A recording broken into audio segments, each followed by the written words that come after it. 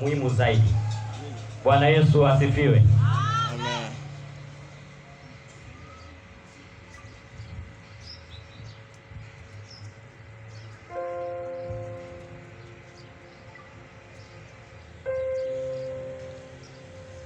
Tutajifunza kwa habari ya Mungu anamtafuta mwanadamu kupitia kifo cha Yesu.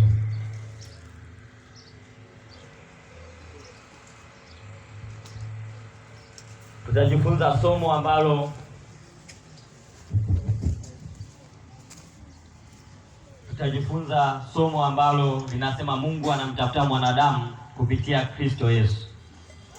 Tutasoma katika kitabu cha Mwanzo sura ya 3. Biblia inasema, basi nyoka alikuwa mwerevu kuliko wanyama wote wa mwituni aliowafanya Bwana Mungu.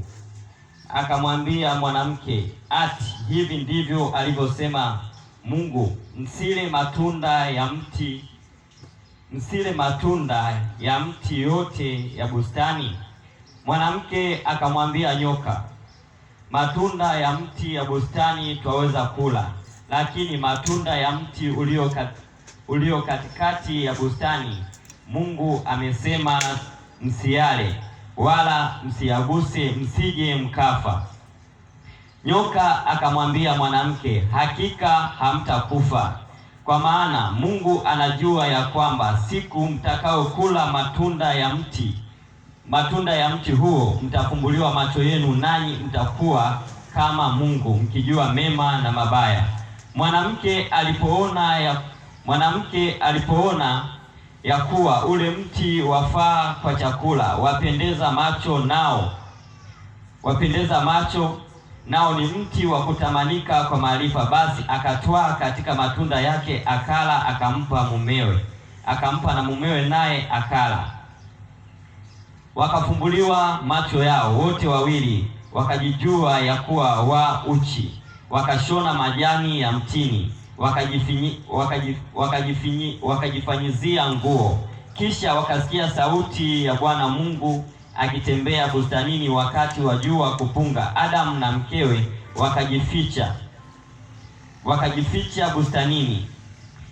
wakajificha bustanini, Bwana Mungu asiwaone.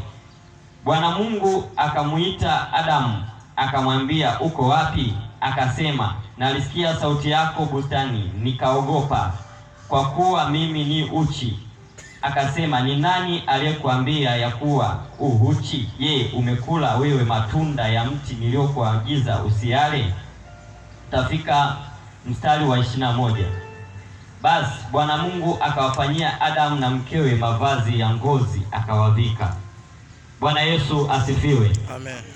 Bwana Yesu apewe sifa. Amen. Tunajifunza kwa habari ya Mungu anamtafuta mwanadamu kupitia kifo cha Yesu Kristo. Tunavyojifunza kwa habari ya kwamba Mungu anamtafuta mwanadamu kupitia kifo cha Yesu Kristo. Kwa nini Mungu amtafute mwanadamu kupitia kifo cha Yesu Kristo? Ipo sababu ambayo ilipelekea Mungu amtafute mwanadamu kupitia kifo cha Yesu Kristo.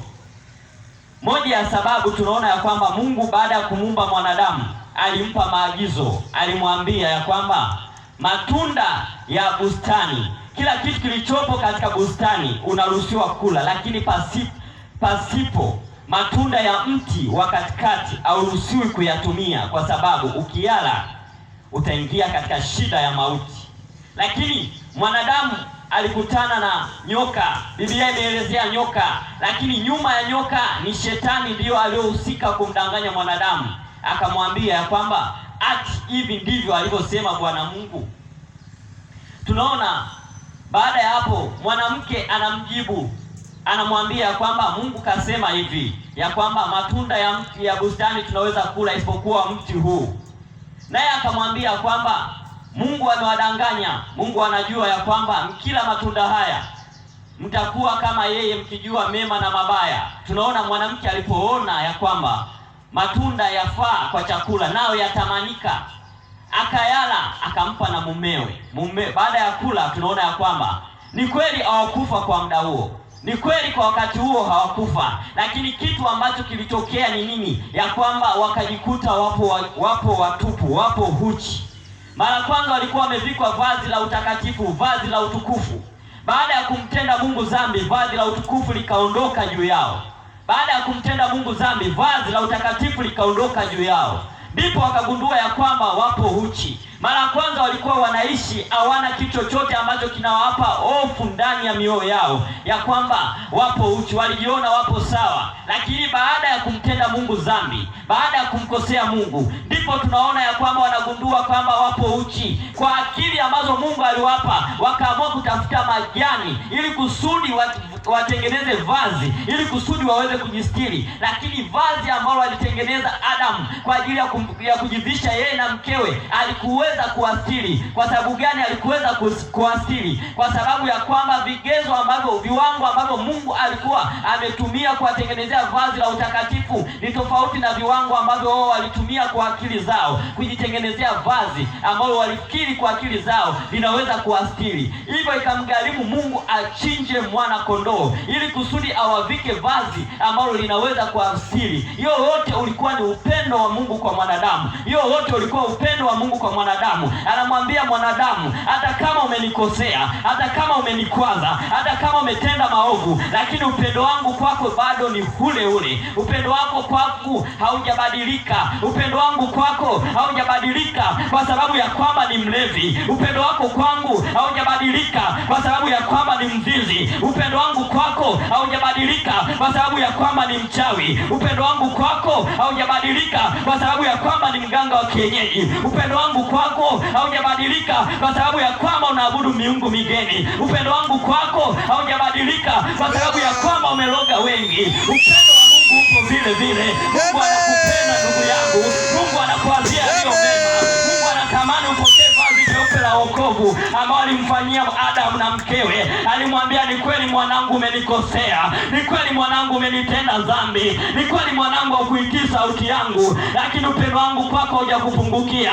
Ni kweli nimekuambia unatoka nje ya bustani ya Edeni, lakini hauwezi kutoka mtupu kama ulivyo. Ni lazima niingie gharama ya kumchinja mwana kondoo ili kusudi nitoe sadaka ya kuleta upatanisho kati yangu na wewe mwana kondoo aliyochinjwa. Biblia inasema ya kwamba Yesu alichinjwa kabla ya misingi ya dunia kuwapo. Ina maana ya kwamba wakati anafanya lile tendo, alikuwa anafanya tendo la kinabii, ambalo hilo tendo la kinabii lilifika kutimia baadaye sana, ambapo Mungu akamtuma mwanaume mmoja anaitwa Yesu, simba kabila la Yuda, ambaye yeye aliingia gharama ya mauti ya msalaba ili kusudi aweze kuokoa roho yako. Aliingia gharama ya mauti ya msalaba ili kusudi aweze kukutoa mbali na vifungo vya dhambi. Aliingia gharama ili kusudi aweze kukutoa mbali na mateso. Biblia inasema katika kitabu cha Mwanzo ya kwamba Bwana Mungu akawavika vazi la kondoo. Baada ya kuwavika vazi la kondoo, akawaambia, sasa mnaweza mkaenda. Lakini upendo wangu kwangu haujapunguka.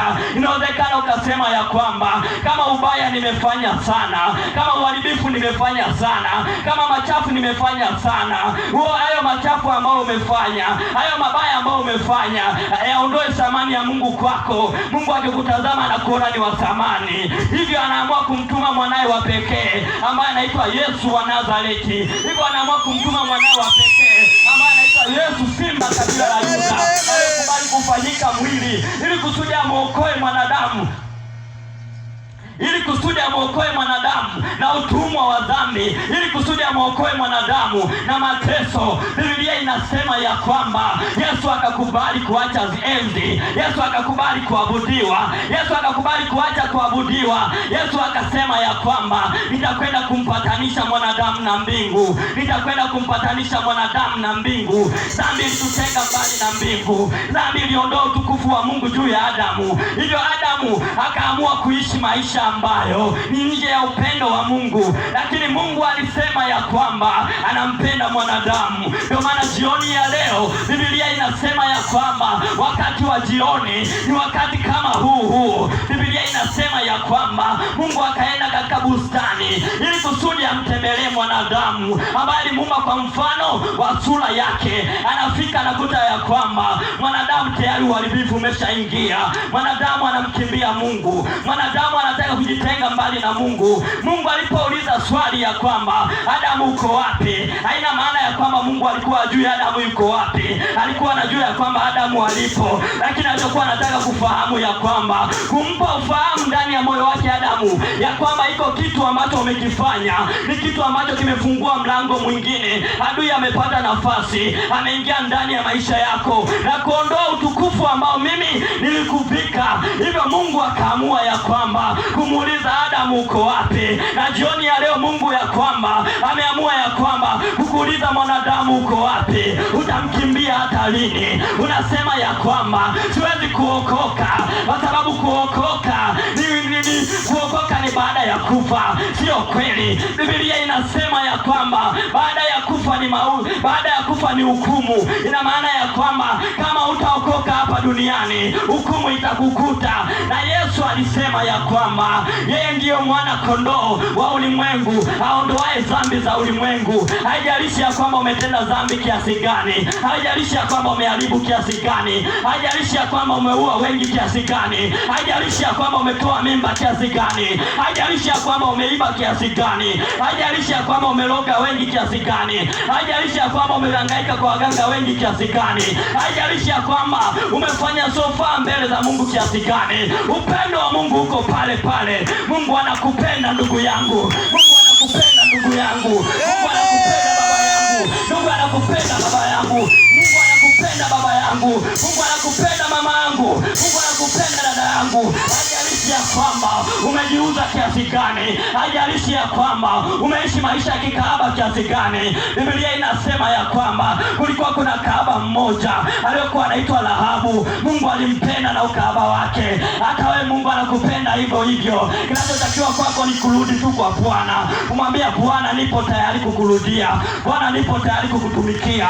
Na siku ya leo Bwana yupo tayari kwa ajili ya yule mtu ambaye anasema Bwana, kama kutumikia ushirikina nimetumikia kutosha, kama kutumikia uganga nimetumikia vya kutosha, kama kutumikia uchawi nimetumikia vya kutosha, kama kufanya mambo machafu nimefanya ya kutosha.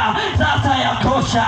Na mimi ninatamka kwa mamlaka ya jina la Yesu wa Nazareti aliye hai, kama uchawi sasa yatosha, kama ushirikina sasa yatosha. Na wakati unapotamka ya kwamba hata kama kuna madhabahu za kiganga, kuna madhabahu za kishawi, kuna madhabahu za kishirikina, zinavunjika na kuachia, zinavunjika na kusambaratika. Hata kama kulikuwa kuna tunguli, hata kama kulikuwa kuna vibuyu, hata kama kulikuwa kuna viungo vya kichawi, mdauna sahi popote vilipokuwa, haijalishi ni kwenye anga, haijalishi ni kwenye ardhi, haijalishi mahali popote, ardhi inatii sauti ya Bwana na anga inatii sauti ya Bwana. Vinaachia vilitumikia watu wasiokoke, vilikuwa vinazuia watu wasiokoke. Anga linafunguka, mbingu zinafunguka juu yao. Na wakati una sahi, wokovu unaingia ndani ya mioyo yao. Watake wasitake, watakuja kuokoka. Watake wasitake, watakuja kumkiri Yesu ni Bwana. Watake wasitake, watakuja kusarenda mbele za Bwana. Haijalishi kwa mapigo, lakini watakuja.